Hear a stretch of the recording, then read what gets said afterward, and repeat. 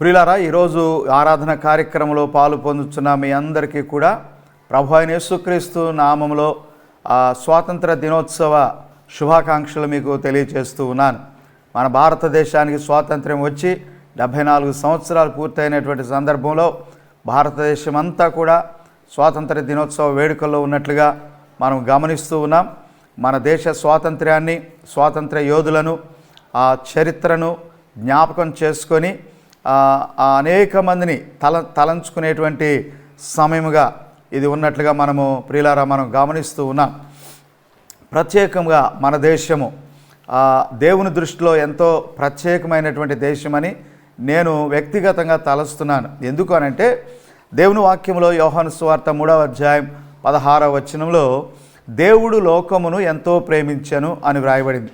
దేవుడు లోకమును ఎంతో ప్రేమించెను. దేవుడు లోకాన్ని ప్రేమించాడనంటే లోకములో ఉన్న ప్రజలను ప్రేమించాడు, అంటే మనలను ప్రేమించాడు. మరి దేవుడు లోకంలో ఉన్న ప్రజలందరినీ ప్రేమించినప్పుడు మన భారతదేశము the second largest democracy in the world, రెండవ ప్రపంచంలోనే అతి ఎక్కువ మంది ప్రజలున్న ప్రజాస్వామ్య ప్రభుత్వంగా మనందరికీ తెలుసు కదా. మరి 135 కోట్ల మంది సుమారుగా ప్రజలు ఉన్నటువంటి ఈ భారతదేశాన్ని, ఎందుకంటే దేవుడు ప్రజలను ప్రేమిస్తున్నాడు కదా, దేవుడు ప్రజల్ని ప్రేమిస్తున్నప్పుడు ఎక్కువ మంది ప్రజలు ఎక్కడ ఉంటారో మరి ఆ దేశం మీద దేవుని దృష్టి ఎక్కువ ఉంటుందనే కదా దాని అర్థం. కనుక ఈరోజు మనం గమనించవలసింది ఏంటంటే మన దేశం మీద దేవుని యొక్క దృష్టి ఎంతగానో ఉంది. దేవుని ప్రజలమైన మన మీద దేవుని యొక్క దృష్టి ఎంతగానో ఉంది. మన భారతదేశాన్ని ప్రియులారా దేవుడు ఎంతో ప్రేమిస్తున్నాడు. నేను ఈ రోజున ఈ వాక్య పరిచర్య చేస్తున్నప్పుడు కొన్ని ప్రాముఖ్యమైన విషయాలు నేను మీతో మాట్లాడబోతున్నాను. ఎందుకంటే దేవుని ప్రజలుగా, దైవభక్తి కలిగిన ప్రజలముగా, దేవుణ్ణి ప్రేమించేవారిగా, దేవుని సన్నిధిని ప్రేమించేవారిగా మనము దైవభక్తిని కలిగి ఉన్నప్పుడు నిజంగా యథార్థమైన దైవభక్తి కలిగిన వారందరూ కూడా తప్పనిసరిగా దేశభక్తిని కూడా కలిగి ఉంటారని నా యొక్క ఉద్దేశం. దేవుణ్ణి యథార్థంగా ఎవరు ప్రేమిస్తారో, దేవుని యందు యథార్థముగా ఎవరు భయభక్తులు కలిగి ఉంటారో వారు నివసిస్తున్నటువంటి ఆ దేశాన్ని కూడా ఎంతగానో ప్రేమించేటువంటి వారిగా ఉంటారు. దేవుడు ఒక దేశము పట్ల దేవునికి ఒక సంకల్పం, ఒక ఉద్దేశం దేవుడు కలిగి ఉంటున్నాడు. కీర్తనల గ్రంథము 85వ కీర్తనలో 9వ వచనంలో ప్రియులారా ఈ మాట మనం చదువుతున్నాం. మన దేశములో మహిమ నివసించున్నట్లు, మన దేశములో మహిమ నివసించున్నట్లు ఆయన రక్షణ ఆయనకు భయపడు వారికి సమీపముగా ఉన్నది. ఆయన రక్షణ ఆయనకు భయపడు వారికి సమీపముగా ఉన్నది. ఎందుకంటే మన దేశములో మహిమ నివసించున్నట్లు, so that there will be the glory of the Lord in our land. మన దేశంలో, మన భూభాగంలో దేవుని యొక్క మహిమ ప్రకాశించినట్లుగా, దేవుని యొక్క మహిమ నివసించినట్లుగా, దేవుని యొక్క రక్షణ ఆయనకు భయపడు వారికి సమీపముగా ఉన్నది.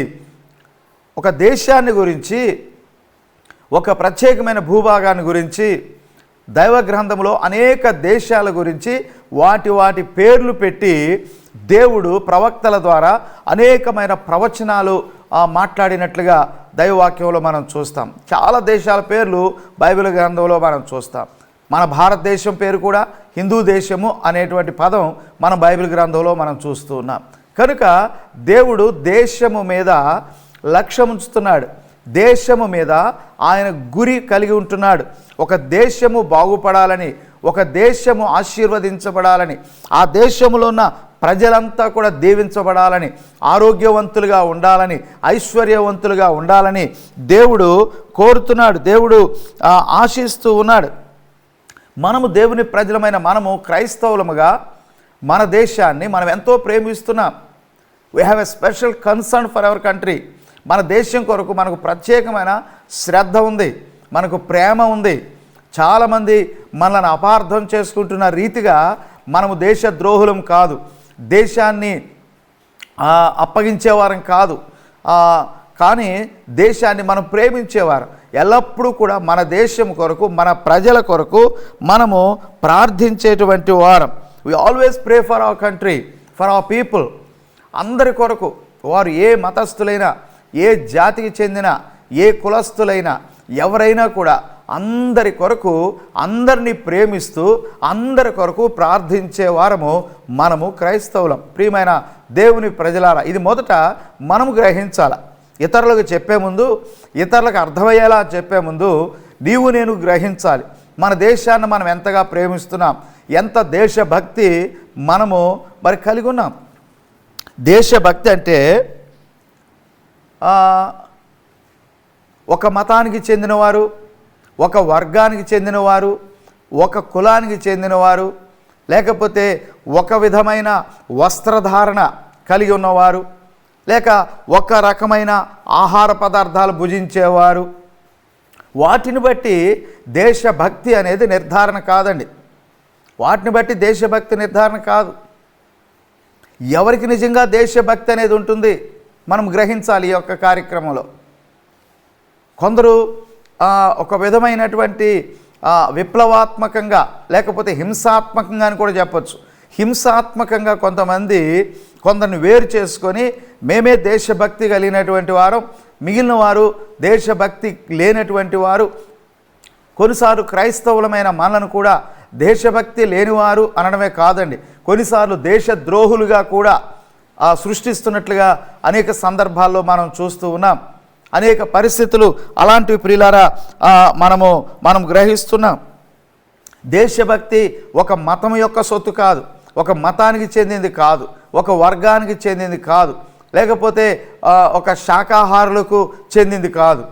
ఒక తినే ఆహార పదార్థాలను బట్టి కానీ, ధరించుకునే వస్త్రాలను బట్టి కానీ, ఆరాధిస్తున్న దేవుణ్ణి బట్టి కానీ, మరి రంగును బట్టి కానీ, కులాన్ని బట్టి కానీ, దేన్ని బట్టి కూడా దేశభక్తి అనేది నిర్ధారణ కాదు అని మీరు గ్రహించాలని నేను కోరుతూ ఉన్నాను. చాలామంది చాలా హింసాత్మకమైనటువంటి రీతిగా ఈ దినాల్లో ప్రత్యేకంగా మనం అనేక మంది మీద తిరుగుబాటు చేయడం, లేకపోతే అనేకులను దేశద్రోహులుగా సృష్టించడం మనము గమనిస్తూ ఉన్నాం. కానీ ఈ రోజున దేవుని ప్రజలమైన మనము we must know our stand.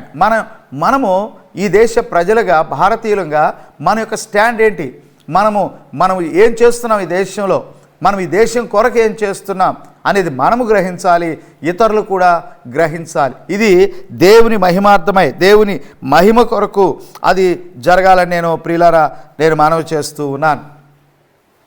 దేశభక్తి ఎవరికున్నట్టు ప్రతి స్వాతంత్ర దినోత్సవం రోజున, అలాగే రిపబ్లిక్ డే గణతంత్ర దినోత్సవం రోజున మనము జెండా ఎగురవేసి, ఆ జెండా ఎగురుతుండగా మనం శాల్యూట్ చేసి ఆ జెండా దగ్గర మనము ప్రతిజ్ఞ చేస్తుంటాం. ఏమిటా ప్రతిజ్ఞ అంటే, ఈ దేశంలో ఉన్న ప్రజలందరూ కూడా భారతదేశం నా మాతృభూమి, భారతీయులందరూ నా సహోదరులు అని మనం ప్రతిజ్ఞ చేస్తాం కదండి. ప్రతి సంవత్సరం సుమారుగా ఈ ప్రతిజ్ఞ చేస్తాం. స్కూల్ పిల్లలందరితో ప్రతిజ్ఞ చేయిస్తారు కదా. ప్రతి చోట కూడా జెండా ఎగురవేసిన ప్రతి స్థలంలో కూడా మనం గమనిస్తూ ఉంటాం. మనం కూడా ఎన్నోసార్లు చేస్తుంటాం. అయితే మనం గ్రహిస్తే భారతదేశంలో ఉన్న ప్రజలందరూ కూడా, అందరూ కూడా నా సోదరులు, మై బ్రదర్హుడ్, నా సోదరులు, నా సహోదరులు. వారు ఏ కులానికి చెందినవారైనా, ఏ మతానికి చెందినవారైనా, ఏ వర్గానికి చెందినవారైనా, వారు ఏ దేవుణ్ణి పూజిస్తున్నా, వారి ఆహారపు అలవాట్లు ఏవైనా, వారు వస్త్రధారణ ఏ రీతిగా ఉన్నా, ఈ దేశంలో పుట్టి పెరుగుతున్న వారు అందరూ కూడా నా సోదరులే అని మనం ప్రతిజ్ఞ చేస్తున్నాం కదండి. అందరినీ కూడా మనం ప్రేమించబద్ధులమై ఉన్నామని మనం తెలియజేస్తున్నాం కదా. ఒక్కసారి మనం ఆలోచన చేస్తే నిజంగా ఆ పని ఈ దేశంలో ఎవరు చేస్తున్నారు? ఈరోజు నా వాక్యం వింటున్నా మీరు ఒక్కసారి ఆలోచన చేయండి. ఆ పని నిజంగా ఎవరు చేయగలుగుతున్నారు? అందరినీ సోదరులుగా ఎవరు సంబోధిస్తున్నారు? అందరినీ సోదరులుగా ఎవరు ప్రేమించగలుగుతున్నారు? అందరినీ సోదరులుగా తీసుకొని వారు ముస్లింలైనా, హిందువులైనా, బౌద్ధ మతస్థులైనా, సిక్కు మతస్థులైనా, జైన మతస్థులైనా, ఒకవేళ నాస్తికులైనా, ఎవరైనా కూడా లేక ఏ కులానికి, ఏ వర్గానికి, ఏ జాతికి చెందిన వారు అందరినీ కూడా నా సోదరి సోదరులను హత్తుకొని వారి కొరకు ప్రార్థిస్తూ, వారి అవసరతల్లో పాలు పొందుతూ, వారి సమస్యల్లో పాలు పొందుతున్న వారు ఎవరు ఒక్కసారి మీరు ఆలోచన చేయండి. ఆ ఉపదేశం, ఆ బోధ ఎవరు చేశారు, ఎక్కడ నుండి అది మనము పొందుతున్నామో కూడా ప్రియులారా ఒక్కసారి మనం ఆలోచన చేయాలండి. మొట్టమొదట అసలు దేశం అంటే గురజాడ గారు చెప్పినటువంటి మాటల్లో దేశం అంటే మట్టి కాదోయ్, దేశం అంటే మనుషులో అన్నాడు. అంతేకాదు ఇంకేమన్నాడంటే వట్టి మాటలు కట్టిపెట్టు, గట్టిగా మేలు తలపెట్టమన్నాడు. వట్టి మాటలు, ఎంతమంది ఈరోజున వట్టి మాటలు మాట్లాడుతున్నారండి. ఒక సందర్భం వస్తే, ఒకసారి మాట్లాడటానికి మైక్ దొరికితే ఎలాంటి మాటలు మాట్లాడుతున్నారు, ఎలాంటి వాగ్దానాలు చేస్తున్నారు, చాలా పెద్ద పెద్ద మాటలు మాట్లాడుతున్నారు. కానీ వారి ప్రవర్తన చూస్తే నిజంగా వారిలో దేశభక్తి ఉందా? దేశాన్ని దోచుకుంటున్న వారు ఉన్నారు. చూడండి, మన భారతదేశం యొక్క చరిత్ర మనం చూస్తే 4000 సంవత్సరాల చరిత్ర. ఈ 4000 సంవత్సరాలకు ముందు దాన్ని ప్రీ హిస్టారిక్ పీరియడ్ అన్నారు. కానీ 4000 సంవత్సరాల చరిత్రలో బ్రిటిష్ వారు మనల్ని పాలన చేసింది 400 సంవత్సరాలు మాత్రమే. బ్రిటిష్ వారు వచ్చి పరిపాలన చేసింది, చాలామంది ఏమంటారంటే బ్రిటిష్ వారు వచ్చి మన దేశాన్ని దోచుకున్నారు అని చెప్తారు కదా. నిజమే, వాస్తవమే, అది నేను కూడా ఒప్పుకుంటాను. శత్రువులు అనేవారు, ఇతరులు పరిపాలన చేయడానికి వచ్చేవారు దోచుకోవడానికే వస్తారు. కనుక బ్రిటిష్ వారు వచ్చారు, 400 సంవత్సరాలు మన దేశాన్ని, మనకున్నటువంటి వాటన్నిటిని దోచుకున్నారని అంటే మరి దేవుడు అద్భుతంగా మనకు స్వాతంత్ర్యం అనుగ్రహించి వారి చేతిలో నుండి మనకు విడుదల ఇచ్చాడు దేవుడు. దేవునికి స్తోత్రం. దేవునికి మనం ఎంతో కృతజ్ఞులమైనాం. దేవుడు బ్రిటిష్ వారి పాలన నుండి మనకు ఎంతో అద్భుతమైన విడుదల ఇచ్చాడు దేవుడు. మనం స్వతంత్రులమయ్యాం. వారు మనల్ని దోచుకున్నారు. ఇంకా బ్రిటిష్ వారు కాకుండా వేరువేరు పరిస్థితులు మన దేశంలో ఉన్నాయి, వేరువేరు ఆధ్యాత్మిక చింతనలు మన దేశంలో ఉన్నాయి, వేరువేరు ఆలోచనలు, దేవుని గురించినటువంటి ఆ చింతన మన దేశంలో ఉన్నాయి. అనేక రీతులుగా బ్రిటిష్ వారు రాకముందు, బ్రిటిష్ వారు వెళ్ళిపోయిన తర్వాత కూడా అనేక విషయాల్లో మనం విభజించబడినటువంటి వారు. మనమే అనేక పేర్లతో వేరు చేసుకున్నాం. కులాల పేర్లు అనండి, లేకపోతే వర్గాలు అనండి, వేరువేరు విషయాలతో మనం వేరు చేసుకున్నాం. అయితే మనం బ్రిటిష్ వారి చేత దోచుకోబడ్డాం అనే మాటను మనం ఒక్క నిమిషం మనం ఆలోచన చేస్తే, బ్రిటిష్ వారి యొద్ద నుండి మనకు స్వాతంత్రం వచ్చి 74 సంవత్సరాలు అయింది కదా. ఈ 74 సంవత్సరాల్లో ఎవరు మనలో దోచుకుంటున్నారు? ఇప్పుడు మనం ఎవరి చేత దోచుకొనబడుతున్నాం?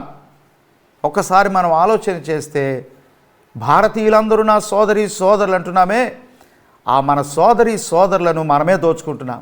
ఒకరినొకరు దోచుకుంటున్నారు, ఒకరి దగ్గర ఒకరినొకరు పడగొడుతున్నారు, ఒకరి మీద ఒకరికి ద్వేషం. ఇవన్నీ కూడా మనం గమనిస్తే లంచగొండితనం ఎంత భయంకరమండి. ప్రతి విషయంలో, ప్రతి దానిలో కూడా భయంకరమైనటువంటి లంచగొండితనం.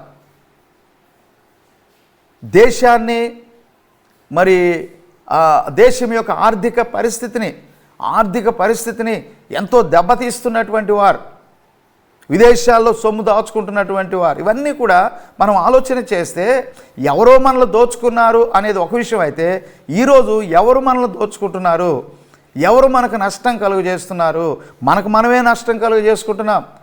మనమే ఒకరినొకరు మోసగించుకుంటున్నాం. పేదవారు, అట్టడుగుపోయినటువంటి వారు, వాళ్ళ పరిస్థితి ఎక్కడుంది ఈ రోజున? ధనికులైనటువంటి వారు, సంపన్న స్థితిలో ఉన్నటువంటి వారు, పేదవారి గురించి ఎవరు ఆలోచన చేస్తున్నారు? భారతీయులందరూ నా సోదరి సోదరులు అన్నప్పుడు, ప్రతిజ్ఞ చేస్తున్నప్పుడు ఎక్కడ ఉన్నాం, మనం ఏ స్థాయిలో ఉన్నాం ఒక్కసారి ఆలోచన చేయండి. ప్రియులారా, ఎందుకు ఈ మాటలు నేను మాట్లాడుతున్నానంటే, దేశభక్తి అనేది ఎవరికి ఉంది? ఎవరికి నిజంగా దేశభక్తి కలిగి ఉన్నారు? ఎవరు సౌభ్రాతృత్వం కలిగి ఉన్నారు? ఎవరు నిజమైన సాలిడారిటీ కలిగి ఉన్నారు దేశాన్ని గురించి? దేశం యొక్క అభివృద్ధి కొరకు, దేశం యొక్క ఆశీర్వాదం కొరకు ఎవరు ప్రార్థన చేస్తున్నారు? చూడండి, అనేక మంది భారతీయులు, మన దేశస్థులు చాలామంది ఆత్మగౌరవాన్ని దెబ్బతీస్తూ, చాలామందిని తక్కువ వారిగా ఎంచుతూ, అనేక మందిని సమాజంలో బ్రతకనివ్వడం లేదని మనం చూస్తున్నాం. జెండాకు సెల్యూట్ చేసి జనగణమన పాడుతున్నాం. మనం జనగణమనని పాడినప్పుడు ఏమంటున్నాం? మనం మన దేశాన్ని ఔన్నత్యాన్ని మనం చాటుతున్నాం. మన దేశం ఎంత గొప్పదో మనం చెప్తున్నాం. కానీ మన ప్రవర్తనలో ఏం చేస్తున్నాం? మనం ఎక్కడ మనకు నిజమైన స్వాతంత్రం? ఎవరికి స్వాతంత్రం ఉంది?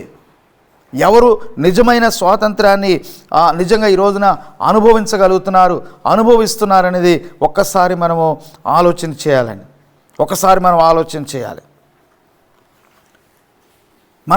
మన దేశ పరిస్థితిని ఈ రోజున మనం ఆలోచన చేసినట్లయితే, మన యొక్క దేశ ఆర్థిక స్థితిని మనం ఆలోచన చేస్తే, ఈరోజు ఈ భయంకరమైన కరోనా వైరస్తో దేశమంతా కూడా, ప్రపంచ దేశాలన్నీ కూడా సఫర్ అవుతున్నాయి. మన దేశం కూడా ఎంతో సఫర్ అవుతుంది. ఈ పరిస్థితుల్లో కూడా మనం గమనిస్తుంటే ఏం జరుగుతుంది? మనం వినే ప్రకటనలు ఏమిటి? కేంద్రం నుంచి మనం వింటున్న ప్రకటనలు ఏంటి? రాష్ట్రాల నుంచి మనం వింటున్న ప్రకటనలు ఏంటి? ఒక సామాన్యుడైన మనుషునికి, సామాన్యుడైన మానవునికి జరుగుతున్నటువంటి పరిస్థితి ఏంటి? మీరు ఆలోచన చేయండి. ఇందాక నేను మాట చెప్పాను కదా మీకు, కొందరు ఎంత ఎక్స్ట్రీమ్గా వెళ్ళిపోయారంటే, క్రైస్తవులు దేశద్రోహులు, కొన్నిసార్లు ముస్లిమ్స్ని కూడా సంబోధిస్తున్నారు అలాగా. అది కూడా మనం గమనిస్తున్నాం. దేశద్రోహులు అంటే బైబిల్ గ్రంథం, క్రైస్తవులు చదివే బైబిల్ గ్రంథం, క్రైస్తవులు ఆరాధించే దేవుడు. ఈ బైబిల్ గ్రంథంలో పాత నిబంధన గ్రంథమైన, క్రొత్త నిబంధన గ్రంథమైన ఎక్కడ చూసినా సరే, పాత నిబంధనలో దేవుడు మాట్లాడిన, భక్తుల ద్వారా, ప్రవక్తల ద్వారా దేవుడు మాట్లాడిన, ఆది కాండం మొదలుకొని మనం వాక్యాలు చదువుతున్నట్లయితే ప్రియులారా, అలాగే క్రొత్త నిబంధనలో ప్రభు అయిన యేసుక్రీస్తు కానీ, ఆయన అపోస్తలులు కానీ, సువార్తలు లేక పత్రికలు వ్రాసినటువంటి వారు కానీ, అందరి రచనలు మనం జాగ్రత్తగా చదివితే, ఒకవేళ మీలో ఎవరైనా చదివి ఉండకపోతే అవి చదివితే మీకేం అర్థమవుతుందంటే, దేశభక్తి అనేది నిజంగా ఎవరికి ఉంది ఈ లోకంలో అనేది అర్థమవుతుంది. దేశభక్తిని ఎవరు ప్రోత్సహించారు? నిజంగా దైవ గ్రంథమైన బైబిల్ గ్రంథం అంతా కూడా ప్రియులారా దేశభక్తి ప్రోత్సహించబడినట్లుగా మనం చూస్తున్నాం. దైవభక్తి ఎంతగా ప్రోత్సహించబడిందో, దేవుణ్ణి ఆరాధించాలి, దేవుణ్ణి పూజించాలి, దేవుణ్ణి ప్రేమించాలి అని ఎంతగా దేవుని వాక్యమైన బైబిల్ గ్రంథం మాకు ప్రబోధిస్తుందో, లేక ఆ ఉపదేశాన్ని ఇస్తుందో, అంతగా నీవు నివసిస్తున్న దేశాన్ని, నీ ప్రజలను, నీ ఇరుగు పొరుగు వారిని అందరినీ నువ్వు ప్రేమించాలి, ఎవరిని నువ్వు ద్వేషించకూడదు అని బైబిల్ గ్రంథం ఎంతో స్పష్టంగా చెప్తుంది.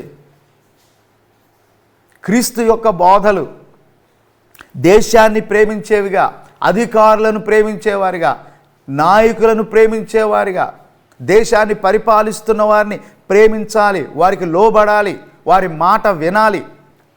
క్రీస్తు ప్రభు యొక్క ఉపదేశం బైబిల్ గ్రంథం అంతా కూడా ప్రియులారా రెండు విషయాలు, లేక యేసు ప్రభు రెండు ఆజ్ఞల్లో క్రోడీకరించినట్లుగా మనం దైవ గ్రంథంలో మనం చదువుతున్నాం.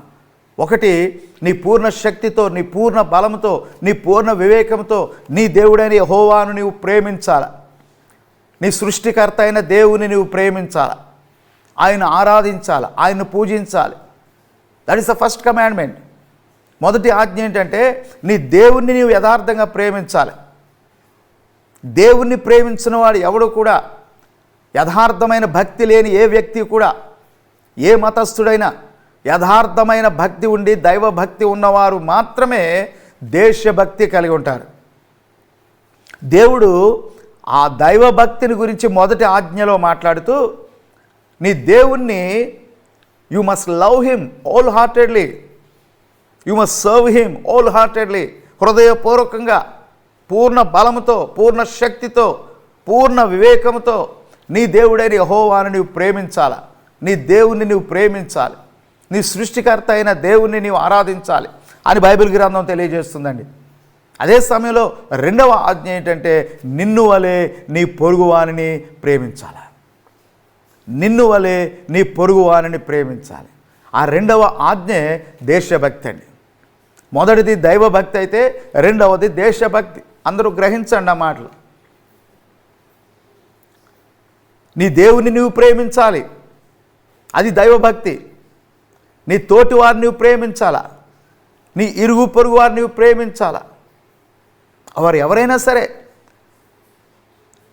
నిన్ను వలే నీ పొరుగు వారిని, అంటే నీ క్షేమం ఎలా నువ్వు చూసుకుంటున్నావో, నీ ఆరోగ్యం కొరకు ఎలా ప్రయాసపడుతున్నావో, నీ కుటుంబం యొక్క పోషణ కొరకు లేకపోతే క్షేమం కొరకు నీవు ఎంతగా ఆలోచన చేస్తున్నావో, నీ ఇరుగు పొరుగు వారి గురించి కూడా అక్షరాలను అలాగే ఆలోచన చేయాలని స్వయంగా ప్రభు అయిన యేసుక్రీస్తు చెప్పిన మాట. ఒక వ్యక్తి యేసయ్య దగ్గరకు వచ్చి, అయితే నా పొరుగువాడెవడు అని అడిగాడు. అయ్యా, నా పొరుగువాడెవడు? అప్పుడే బైబిల్ గ్రంథంలో మనం మంచి సమరయుని చరిత్ర మనం చదువుతున్నాం కదా. బైబిల్ తెలిసిన వారందరూ కూడా ఆ గుడ్ సమారిటన్, మంచి సమరయుని యొక్క చరిత్ర యేసు ప్రభు ఎందుకు చెప్పాడనంటే, నా పొరుగువాడు ఎవడు అని ఒక వ్యక్తి అడిగినందుకు దానికి సమాధానంగా చెప్పాడు. నిన్ను వలే నీ పొరుగువాడిని ప్రేమించాలంటే హూ ఇస్ మై నైబర్, నా పొరుగువాడు ఎవడు? అప్పుడు యేసు ప్రభు చరిత్ర చెప్పాడు. దొంగల చేతిలో చిక్కినటువంటి ఒక వ్యక్తి యెరూషలేము నుండి యెరికోకు ప్రయాణమే వెళుతూ దొంగల చేతిలో చిక్కాడు. వారు అతన్ని కొట్టారు, అతని వస్త్రాలు దోచుకున్నారు, కొర ప్రాణాలతో విడిచిపెట్టారు. ఆ మార్గము గుండా ఒక లేవీయుడు, మరొక యాజకుడు వారు వెళుతూ అతన్ని చూడనట్టుగా వెళ్ళిపోయారు. కానీ ఆ మార్గము గుండా ప్రియులారా ఒక సమరయుడు వచ్చాడు. ఒక సమరయుడు అంటే ఎవరంటే అంటరానివాడు కింద, అనగదొక్కబడిన వాడి కింద, ఎవరో చేర్చుకోకూడదు అని సమాజం వెలివేసినటువంటి వ్యక్తిగా ఉన్నటువంటి వ్యక్తి ఆ మార్గం గుండా వచ్చాడు. ఆ పడి ఉన్న వారిని చూచాడు. అతని అడ్రస్ తెలుసుకోలేదు, అతని జాతి ఏంటో తెలుసుకోలేదు, అతని కులం ఏంటో తెలుసుకోలేదు, అతడు ఎవరికి చెందినవాడో తెలుసుకోలేదు. అది నీ పొరుగువాడు ఎవరంటే, నువ్వు సహాయం చేసే ముందు, నువ్వు ఇంట్లోకి చేర్చుకునే ముందు, నువ్వు మాట్లాడే ముందు, నువ్వు ఉద్యోగం ఇచ్చే ముందు, వాడిది ఏం కులం, మరి ఏ ప్రాంతానికి చెందినవాడు, మనవాడా బయటవాడా అని అడుగుతారు కదండి. మన దేశంలో అలాంటి భయంకరమైన దుస్థితి ఒకటి ఉంది కదా. మన దేశంలో ఒకరిని చేర్చుకోవాలన్నా, ఒకరికి ఉద్యోగం ఇవ్వాలన్నా, ఒకరిని కలుపుకోవాలన్నా అతడు ఎవరికి చెందినవాడు, ఏ కులానికి చెందినవాడు. కానీ ప్రియులారా, ఆ మంచి సమరయుడట, ఆ వ్యక్తి పడి ఉండి కొర ప్రాణాలతో కొట్టుకుంటున్న వ్యక్తి. అతను ఎవరో అవసరం లేదు, ఒక మనుష్యుడు, ఒక తోటి మనుష్యుడు, నావలే పుట్టి పెరిగి జీవిస్తున్నటువంటి ఒక మనుష్యుడు. ఆ మనుష్యుడు కష్టంలో ఉన్నాడు, బాధలో ఉన్నాడు, కొర ప్రాణాలతో కొట్టుకులాడుతున్నాడు. ఆ మంచి సమరయుడు ప్రియులారా అతని దగ్గరకు వెళ్ళి అతను చూచి పరామర్శించి ఆ ద్రాక్షరసము ఆ నూనె వేసి కట్లు కట్టి పరామర్శించి తీసుకుని వెళ్ళి ఒక పూట కోళ్ళవాని ఇంటికి తీసుకుని వెళ్ళి ఎంతో శ్రద్ధగా వారికి బాధ్యత అప్పగించాడని మన వాక్యంలో చదువుతున్నాం. ప్రియులారా, ఆ మంచి సమరయుడు ఎవరో కాదు, ఆయనే ప్రభు అయిన యేసుక్రీస్తు. ఆ మంచి సమరయుడై ప్రభు అయిన యేసుక్రీస్తు నిజమైన దైవభక్తితో పాటుగా దేశభక్తి అంటే దేవుణ్ణి ప్రేమించడంతో పాటుగా తోటి మనుషుల్ని ఎలా ప్రేమించాలో, వారు ఎవరు ఏంటి అని ఏమి ఆలోచన చేయకుండా, వారు ఎవరైనా సరే అతన్ని పొరుగువాడు, తోటి మనుష్యుడు, అతన్ని ప్రేమించాలి, అతని ఎడల శ్రద్ధ కలిగి ఉండాలి అని స్వయంగా ప్రభు అయిన యేసుక్రీస్తు నేర్పించాడు.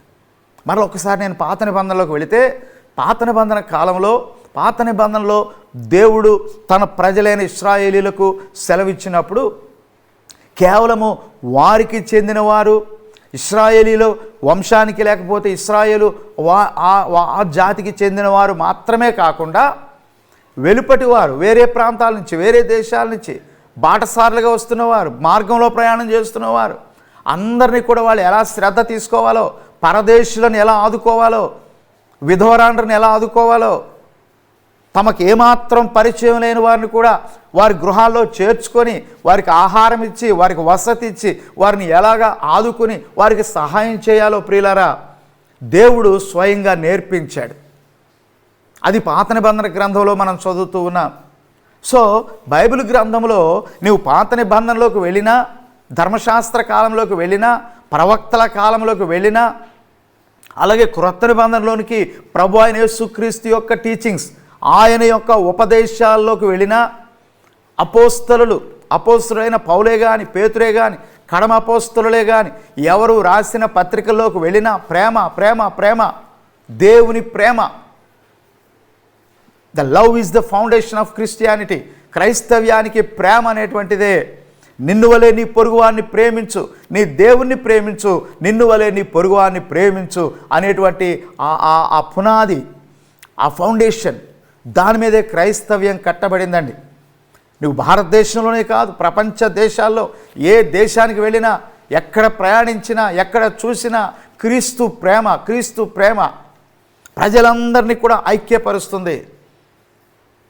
అన్ని వర్గాలకు చెందిన వారిని ఐక్యపరుస్తుంది. ఎక్కడ చూసినా సరే అది క్రీస్తు ప్రేమకు, క్రీస్తు యొక్క ఉపదేశానికి మాత్రమే అది సాధ్యమైంది. దేవుని ప్రజలారా, దేవునికి స్తోత్రం. క్రీస్తు ప్రేమకు, క్రీస్తు యొక్క బోధలకు మాత్రమే అది సాధ్యమైంది. యేసు ప్రభు యొక్క ఉపదేశమే లోకాన్ని ఇన్ఫ్లుయెన్స్ చేయగలిగింది. ఎలాంటి కఠినమైన వ్యక్తినైనా సరే క్రీస్తు ప్రేమ మార్చివేయగలిగింది. కనుక ఆ రెండు ఆజ్ఞలు, నిన్ను వలె నీవు నీ దేవుని నీవు ప్రేమించు, నిన్ను వలె నీ పొరుగువాన్ని ప్రేమించు, బైబిల్ గ్రంథంలో ఉన్న ప్రవక్తల గ్రంథాలు, లేకపోతే బైబిల్ గ్రంథంలో ఉన్న విషయం అంతటినీ కూడా రెండు ఆజ్ఞల్లో యేసు ప్రభు ప్రియులారా తెలియచేశాడు. చాలామంది అపోహపడుతూ, చాలామంది తెలియక, వాస్తవాలు తెలియక, బైబిల్ ఏం తెలియజేస్తుందో తెలియక, బైబిల్ చరిత్ర ఏంటో తెలియక, బైబిల్ బోధలేంటో తెలియక, యేసు ప్రభు ఏం నేర్పించాడో, క్రీస్తు ప్రభు బిడ్డలమైన మాకు ఏమి నేర్పించాడో చాలామంది ఎరుగక అమాయకత్వంలో కొందరు ప్రియులారా చాలా తొందరపాటుతో క్రైస్తవులు దేశద్రోహులు అనే పదం కూడా వాడటం చాలా విచారకరమైనటువంటి విషయం. అసలు క్రైస్తవులు ఈ భారతదేశానికి ఏం చేశారో, ఎలాంటి సేవలు అందించారో, వైద్య సేవలు కానీ, అలాగే విద్యాలయాలు కానీ, స్కూల్స్ కానీ, కళాశాలలు కానీ, హాస్పిటల్స్ కానీ మొదలైనవన్నీ కూడా క్రైస్తవ మిషనరీలు అనేక దేశాల నుంచి వచ్చి మన దేశాన్ని మనమే ప్రేమించుకోలేకపోతున్నాం, మన సొంత ప్రజలకి మనమే సేవలు చేయలేకపోతున్నాం, మన సొంత ప్రజల్ని మనమే చేర్చుకోలేకపోతున్నాం, వారికి సహాయం చేయలేకపోతున్నాం. కానీ వేరు దేశాల నుంచి దేశానికి వచ్చి వారి కుటుంబాలను విడిచిపెట్టి, వారి స్వదేశాన్ని విడిచిపెట్టి భయంకరమైన శ్రమలు అనుభవించి దేశంలో కలకత్తాలో విలియం కేరీ భక్తుడు, విలియం కేరీ అనే మాట క్రైస్తవేతరులు కూడా ఎంతోమంది వినుండాల. మన భారతదేశానికి లేక ప్రపంచానికి ఎన్నో ఆధునికమైనటువంటి విషయాలు అందించినటువంటి వ్యక్తి. ప్రింటింగ్ ప్రెస్, ఈ రోజున ప్రింటింగ్ ప్రెస్ ఉందంటే ఆయన వల్లే వచ్చినటువంటిది. అలాగే ఎన్నో ట్రాన్స్లేషన్స్, ఈవెన్ రామాయణ మహాభారతాలను కూడా ఇంగ్లీష్లోకి ట్రాన్స్లేట్ చేసినటువంటి వాడు విలియం కేరీ భక్తుడు. ఎన్నో విషయాలు చెప్పుకోవచ్చు, సమయం లేదు కనుక నేను అన్ని విషయాలు చెప్పడం లేదు. ఎన్నో విషయాలు చెప్పుకోవచ్చు. సతీ సహగమనం అనేటువంటి ఆ యొక్క దురాచారాన్ని పారద్రోలినటువంటి వ్యక్తి, అణచివేసినటువంటి వ్యక్తి, ఇలా ఎన్నో అద్భుతమైన విషయాలు. ఒరిస్సాలో భయంకరంగా హత్య చేయబడినటువంటి గ్రహం స్టెయిన్స్, భయంకరంగా మరి చంపబడినటువంటి వాడు, ఆయన దేశాన్ని విడిచిపెట్టి, ఆయన పరిస్థితులు విడిచిపెట్టి ఈ దేశానికి వచ్చి కుటుంబంతో, చిన్న పిల్లలతో ఈ దేశానికి వచ్చి ఒరిస్సా రాష్ట్రంలో కుష్ఠరోగులకు పరిచర్యలు చేస్తూ, నీవు సొంత భారతీయుడు, నీ సొంత సహోదరుని నీవు ముట్టుకోవడానికి ఇష్టపడినటువంటి పరిస్థితుల్లో ఈ దేశానికి చెందినటువంటి మరొక వ్యక్తి వచ్చి ఎన్నో సేవలు అందించాడు. చాలా భయంకరంగా ఆయన బిడ్డలు హత్య చేశారు, కాల్చివేశారు, చంపేశారు ఈ దేశంలో. ఒకసారి ఆలోచన చేయండి. ఈ రోజున మన భారతదేశం అంతా స్వాతంత్ర్యం దినోత్సవాన్ని సెలబ్రేట్ చేసుకుంటున్న ఈ సందర్భంలో ప్రియులారా ఒకసారి ఆలోచన చేయండి. మదర్ తెరీసా కలకత్తా పట్టణంలో అనేక మందికి ఆహారం పెట్టడానికి, కుష్ఠరోగులను ఆదుకోవడానికి వారి కొరకు ఆమె బెగ్ చేసిందండి. ఆమె వీధుల్లో ఆమె అడుక్కుందట. ఒకసారి ఒక వ్యక్తి కారు డోర్ ఇలా దించి ఆమె ముఖం మీద ఉమ్మి వేస్తే ఆ ఉమ్మిలో తుడిచేసుకుని వెళ్ళి మరలా ఆవిడ వెళ్ళి అడుక్కోవడం మొదలుపెట్టిందంట. Mother Teresa. దేవుని ప్రేమ అండి, దేవుని ప్రేమ. అది దేవుని ప్రేమ, అది నిజమైన దైవభక్తి, అది నిజమైన దేశభక్తి. తమ దేశము కానటువంటి దేశానికి వచ్చి మన దేశాన్ని మనం ప్రేమించుకోవడం మనకు తెలియని పరిస్థితుల్లో మన దేశం చెందనటువంటి వారి దేశానికి వచ్చి ప్రియులారా ఎన్ని అద్భుతమైనటువంటి రీతిగా ఎన్ని ఎన్ని ఎన్ని సేవలు అందించారండి. రాబర్ట్ డినోబ్లీ అనేటువంటి భక్తుడు తమిళనాడులో మదురై ప్రాంతానికి వచ్చి ఎన్ని అద్భుతమైన సేవలు దేశానికి అందించాడు. ఫ్రాన్సిస్ జేవియర్ అనే భక్తుడు వారి అలవాట్లు, వారి ఆహారపు అలవాట్లు, వారి వస్త్రధారణ, వారి విధానాలన్నీ మార్చివేసుకొని ఈ దేశంలో సేవలు అందించడానికి ప్రియులారా మరి వారంతా కూడా క్రీస్తు ప్రభుని ఎరిగిన వారు, క్రీస్తు ప్రేమను సంతరించుకున్నవారు, క్రీస్తు బోధలకు ప్రభావితమైనటువంటి వారు. కనుకనే వారి దేశాలకే కాదండి, పరాయి దేశాలకు వచ్చి మనకు వారి సేవలు అందించారు. ఈరోజున ఒక్కసారి మనం ఆలోచన చేస్తే ఎలాంటి దేశభక్తి నీవు నేను ఈ రోజున కలిగి ఉన్నాం. క్రీస్తు ఉపదేశాన్ని తెలుసుకోండి, బైబిల్ గ్రంథం చదవండి, దయచేసి క్రీస్తు ప్రభు యొక్క ఉపదేశాలు చదవండి. మన జాతిపిత మహాత్మా గాంధీ గారు క్రీస్తు ప్రభు యొక్క ఉపదేశాలు చదివారు. మత్తయి సువార్తలో ఉన్నటువంటి యేసు ప్రభు కొండ మీద చేసినటువంటి ప్రసంగం, దానిలో ఉన్న బియాటిట్యూడ్స్ అవన్నీ చదివి మహాత్మా గాంధీ గారు కూడా ఎంతగానో దానివల్ల ప్రభావితం అయ్యారు, ఇన్ఫ్లుయెన్స్ అయ్యారు. అలా ఎంతోమంది వారి మతాలను విడిచిపెట్టలేదు, వారి యొక్క పద్ధతులు విడిచిపెట్టలేదు, కానీ క్రీస్తు ప్రభు యొక్క ఉపదేశంతో వారు ఎంతగానో ప్రభావితమయ్యారు. ప్రియమైన క్రైస్తవ సోదరి సోదరులారా, అలాగే నా మాటలు చూస్తూ లేక వింటూ ఉన్నటువంటి క్రైస్తవేతరులైన సోదరి సోదరులారా, గ్రహించండి ఎలాంటి దేశభక్తి ఉంది ఈ రోజున మనకు. జెండాకు వందనం చేస్తున్నాం, జనగణమన పాడుతున్నాం, వందే మాతరం పాడుతున్నాం, ఇవన్నీ చేస్తున్నాం, భారతీయులంతా నా సోదరి సోదరులని అంటున్నాం. కానీ ఎక్కడ మనకు ఎలాంటి స్వాతంత్ర్యం ఉంది? నిజమైన స్వాతంత్ర్యము, నిజమైన విడుదల, నిజముగా నీ సహోదరుని నీవు ప్రేమించడం అంటే ఏమిటో, శత్రువును కూడా ప్రేమించడం అంటే ఏమిటో, నీకు కీడు చేసిన వారికి కూడా మేలు చేయడం అంటే ఏమిటో యేసు ప్రభు యొక్క బోధలోనే తెలుసుకోవాలి. యేసు ప్రభు బోధ ద్వారానే అది తెలుస్తుందని ప్రియులారా మీకు తెలియజేస్తున్నాను. క్రీస్తు ప్రభు ఉపదేశాన్ని తెలుసుకోండి, యేసయ్య ఏం చెప్పాడో తెలుసుకోండి, ఎవరిని ఎలా ప్రేమించాలి, ఎలాంటి వారినైనా, నీకు ఎంత కీడు చేసిన వ్యక్తినైనా వారి కొరకు ఎలా ప్రార్థన చేయాలి, వారిని ఎలా ప్రేమించాలి, వారి కొరకు మనం ఏం చేయాలి అనేటువంటి మాటలు ప్రియులారా యేసు ప్రభు యొక్క బోధల్లో మనం తెలుసుకుంటున్నాం. క్రీస్తు ప్రభువును అంగీకరిస్తే, క్రీస్తు ప్రభువును తెలుసుకుంటే ఈ క్రైస్తవులు లేక క్రీస్తును ఆరాధిస్తున్న వారు లేక బైబిల్ను అనుసరిస్తున్నటువంటి వారు దేశానికి ద్రోహులు, లేకపోతే దేశాన్ని ప్రేమించేవారు కాదు, ఈ దేశానికి వ్యతిరేకులు అని చాలామంది అనుకుంటున్నారు. కొందరు దుష్ప్రచారం కూడా చేస్తున్నారు కదా, అది వాస్తవం కాదు.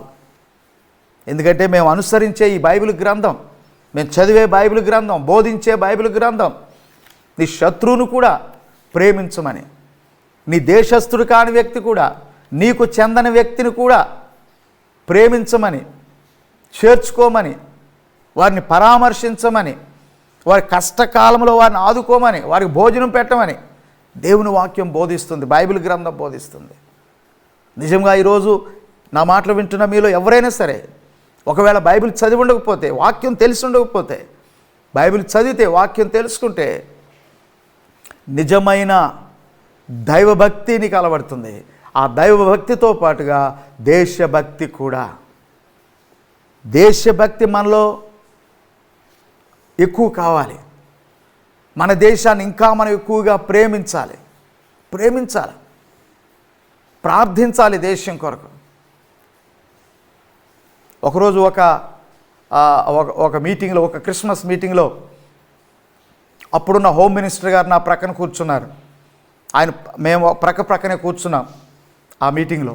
నేను ఆ రోజు ఆ మీటింగ్లో మెసేజ్ ఇవ్వటాకున్నాను. నేను క్రిస్మస్ మీటింగ్లో హోమ్ మినిస్టర్ గారు నా ప్రక్కన కూర్చున్నారు. అప్పుడే వారు శుభాలు తెలియజేసి, క్రిస్మస్ శుభాలు తెలియజేసి వారు కూర్చున్న తర్వాత వారు నాతో మాట్లాడుతూ ఏమంటున్నారంటే క్రైస్తవులు అంటే నాకు చాలా ఇష్టం అండి. నేను క్రైస్తవుని కాదు కానీ క్రైస్తవులు అంటే నాకు చాలా ఇష్టం. ఎందుకు అని అడిగాను నేను. ఎందుకు సార్ అన్నాను. అంటే మీరు అందరి కొరకు ప్రార్థన చేస్తారు, అన్ని మతస్థుల కొరకు ప్రార్థన చేస్తారు, అందరినీ ప్రేమిస్తారు, అది నాకు చాలా ఇష్టం. చూడండి, ఆయన క్రైస్తవుడు కాదు, ఆయన ఒక హిందూ. కానీ ఆయనకు అర్థమైంది ఏంటంటే, ఆయన తెలుసుకున్నది ఏంటంటే, మీరు అందరినీ ప్రేమిస్తారండి, అందరి కొరకు ప్రార్థన చేస్తారు, అందుకే మీరంటే నాకు చాలా ఇష్టం, అందుకే నేను ఈ ఫంక్షన్కి కూడా పిలవగానే వచ్చానన్నారు. చాలా సంతోషం అనిపించింది. గమనించండి దయచేసి, ఈ దేశం భారతదేశం మన మాతృభూమి. We love this country. ప్రత్యేకంగా క్రైస్తవులమైన మనము మన దేశాన్ని ప్రేమిస్తున్నాం. ప్రార్థన చేయాలి, అన్ని కులస్తుల కొరకు ప్రార్థన చేయాలి, అన్ని వర్గాల్లో ఉన్న ప్రజల కొరకు ప్రార్థన చేయాలి. మన బైబిల్ ఏం బోధిస్తుందంటే, అధికారులందరి కొరకు, రాజులందరి కొరకు ప్రార్థన చేయమని, వారు సుఖంగా ఉండాలని, వారు క్షేమంగా ఉండాలని, వారి పరిపాలన క్షేమంగా ఉండాలని, వారి కొరకు ప్రార్థన చేయమని దైవ గ్రంథం మనకు తెలియజేస్తుంది. అది మన బాధ్యత, క్రైస్తవులమైన మనందరి బాధ్యత. అధికారులందరి కొరకు, వారు ఏ పార్టీకి చెందిన వారైనా పర్వాలేదు, ఏ పార్టీ ఇప్పుడు అధికారంలో ఉన్నా పర్వాలేదు, అధికారంలో ఉన్న వారి కొరకు ప్రార్థన చేయాలి, అపోజిషన్లో ఉన్న వారి కొరకు కూడా ప్రార్థన చేయాలి, అందరి కోసం కూడా మనం ప్రార్థన చేయాలి. అది మన యొక్క బాధ్యత. మన దేశం కొరకు ప్రార్థించే బాధ్యత మన మీద పెట్టాడు దేవుడు. ఈ భారతదేశ స్వాతంత్ర దిన ఉత్సవం జరుపుకుంటున్న ఈ సందర్భంలో దేవుని ప్రజలారా, ఈ మాటలు ఈరోజు నేను ఏ ఉపదేశం అయితే మీకు చేస్తున్నానో, క్రైస్తవులైన వారికి, క్రైస్తవేతరులైన వారికి కూడా ఈ మాటలు ఎంతో బ్లెస్సింగ్గా ఉండాలని, ఉపదేశాన్ని ఇవ్వాలని, అనేక విషయాలు తెలుసుకోవాలని, గ్రహించాలని. దేన్ని బట్టి మనం నిర్ధారణ చేస్తున్నాం ఎవరు దేశభక్తి గలవారో, ఎవరు దేశభక్తి లేనివారో, దేన్ని బట్టి మనం నిర్ధారణ చేస్తున్నాం అనేది ఒక్కసారి జాగ్రత్తగా ఆలోచన చేయాలని నేను మనవి చేస్తూ ఉన్నాను. దేవుడు నిశ్చయముగా ఈరోజు ఈ ఉపదేశం పొందిన వారందరినీ కూడా దేవుడు ఆశీర్వదించి, దీవించి, మిమ్ములను మీ కుటుంబాలను ఆశీర్వదించి, ఈ దేశంలో స్థిరపరచబడి దేశంలో అనేకులకు బ్లెస్సింగ్గా, ఆశీర్వాదకరంగా దేవుడు మిమ్మల్ని చేయాలని. క్రైస్తవ్యము కేవలము ఏదో మతాన్ని వ్యాప్తి చేసేటువంటిది కాదు, దేవుని ప్రేమను వ్యాప్తి చేసేది, దేవుని యొక్క ఉపదేశాన్ని వ్యాప్తి చేసేటువంటిది. బైబిల్ ఎక్కడా కూడా, లేకపోతే యేసు ప్రభు గారు, అపోస్తలులు కానీ ఎక్కడా కూడా ఎవరు కూడా పొరుగువాడిని ద్వేషించమని కానీ, కొట్టమని కానీ, తిట్టమని కానీ, చంపమని కానీ అలాంటి ఉపదేశం లేదు. కానీ దేవుడు అందరినీ ప్రేమించమని ఆయన ఆజ్ఞాపిస్తున్నాడు. అది ఆజ్ఞది, దట్ ఈస్ ఎ కమాండ్మెంట్. కనుక ఈ రోజున ప్రభు సన్నిధిలో ఒక తీర్మానం చేసుకుని, గతంలో మనం ఎంత ప్రార్థన చేశామో, గతంలో ఎంత శ్రద్ధ కలిగి ఉన్నామో, మన దేశం పట్ల, మన రాష్ట్రం పట్ల మనం ఎంత శ్రద్ధ కలిగి ఉన్నామో నాకు తెలియదు, కానీ ఇక ముందు మరి ఎక్కువగా శ్రద్ధ కలిగిన వారమై మన ఇరుగు పొరుగు వారిని, వారు ఎవరైనా సరే క్రీస్తు ప్రేమను వారికి పంచిపెడుతూ మనం దేవుని మహిమ కొరకై జీవించాలని నేను మిమ్మల్ని అందరినీ కూడా ప్రేమపూర్వకంగా నేను మీకు తెలియజేస్తున్నాను. ప్రభు ఈ మాటలు దీవించి ఆశీర్వదించునుగాక. ప్రార్థన చేసుకుందాం.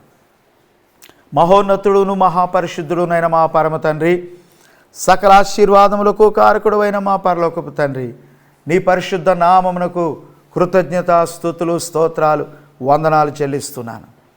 ప్రభువా, మీరు మాకు ఇచ్చినటువంటి సమయం ఎంతో విలువైనది. ప్రత్యేకంగా ప్రభువా, ఈ సమయం, ఈ సంవత్సరంలో, ఈ 2020వ సంవత్సరంలో భారతదేశ స్వాతంత్ర్యాన్ని జ్ఞాపకం చేసుకుంటూ, దేశాన్ని గురించి నిన్ను స్తుతిస్తూ, దేశం కొరకు ప్రార్థించే ఈ సమయం ఎంతో విలువైనటువంటిది. దేశ ప్రజలు అనేక రీతులుగా స్వాతంత్ర దినోత్సవాన్ని జ్ఞాపకం చేసుకుంటూ, స్వాతంత్ర సమర యోధులను జ్ఞాపకం చేసుకుంటూ, వారు చేసిన త్యాగాలను జ్ఞాపకం చేసుకుంటున్న ఈ సమయంలో ఇప్పుడు జీవించి ఉన్న మేము దేశాన్ని ఎలా ప్రేమించాలి, దేశ ప్రజలకు ఎలాంటి సేవలు చేయాలి, ఎలాగ క్రీస్తు యొక్క ఉపదేశాన్ని తీసుకొని ఈ లోకంలో జీవించాలి మొదలైనటువంటి విషయాలు ఈరోజు మేము కొన్ని విషయాలు ధ్యానం చేసే అవకాశం ఇచ్చావు. ఈరోజు ఈ వాక్యం విన్న ప్రతి ఒక్కరిలో కూడా ప్రభువా ఒక నూతనమైనటువంటి ప్రభు ఆలోచన, దేశం గురించిన ఆలోచన, దేశ ప్రజల గురించిన ఆలోచన, భయంకరమైనటువంటి స్థితిలో ఉన్న అనేక మంది, దేశం యొక్క ఔన్నత్యాన్ని దెబ్బతీస్తున్నటువంటి, లేకపోతే ఆర్థిక స్థితిని పడగొడుతున్నటువంటి అనేక మంది జీవితాలు మార్పు చెందినట్లుగా ఓ ప్రభువా మేము నీ నామములో ప్రార్థన చేస్తున్నాం తండ్రి.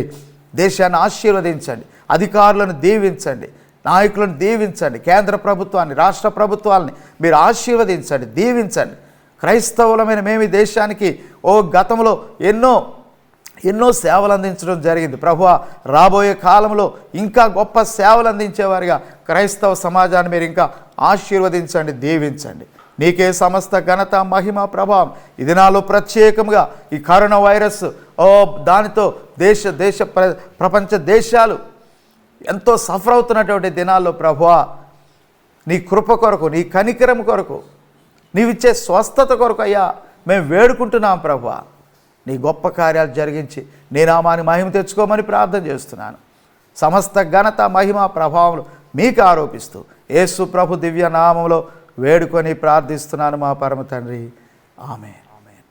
ఇప్పుడు మన పరమ తండ్రి అయిన దేవుని ప్రేమ, కుమారుడైన క్రీస్తు యేసు యొక్క కృప, పరిశుద్ధాత్మని యొక్క అన్యోన్య సహవాసం, సమాధానము, సంతోషం కూడి ఉన్న వారందరికీ ప్రభు రాకడ పర్యంతం తోడయుండి నడిపించునుగాక. ఆమేన్.